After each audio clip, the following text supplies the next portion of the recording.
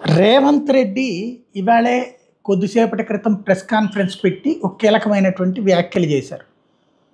హిందూ రాష్ట్ర తేబోతోంది భారతీయ జనతా పార్టీ, రిజర్వేషన్లు రద్దు చేసేస్తుంది, మొత్తం రాజ్యాంగాన్ని మార్చేస్తుంది, అందుకే 2/3 సీట్లు అడుగుతోందని రేవంత్ రెడ్డి ఓ ప్రెస్ కాన్ఫరెన్స్ పెట్టి ఇది మాట్లాడిన కొద్దిసేపటికే నరేంద్ర మోడీ తన ప్రసంగంలో రిజర్వేషన్ల విషయంలో అంతకంటే ఘాటైనటువంటి పాయింటే చెప్పుకొచ్చారు. మతపరమైన రిజర్వేషన్లు అన్యాయం చేస్తున్నారు. ఎవరికి?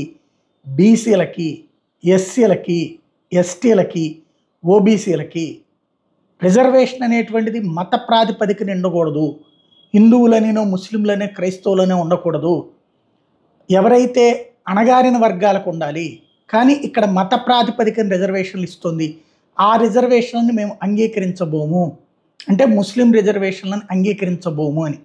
ఇక్కడ దాన్ని అసలు టోటల్ రిజర్వేషన్లు ఎత్తేస్తున్నారని భ్రమ కల్పించేందుకోసం రేవంత్ రెడ్డి ప్రయత్నిస్తే, హిందువులకి అన్యాయం జరుగుతోంది, హిందువుల్లో బీసీ, ఎస్సీ, ఎస్టీలకు అన్యాయం జరుగుతుందంటూ నరేంద్ర మోడీ చేసిన ప్రసంగం వెంటనే బ్రేకింగ్లు రావడం అన్నటువంటిది రేవంత్కి ఒక ఇంత పెద్ద టెన్షను లేదా తలనొప్పి అనడానికి ఏం లేదు. ఎందుకంటే ఆయన పట్టించుకోడు కాబట్టి ఆయన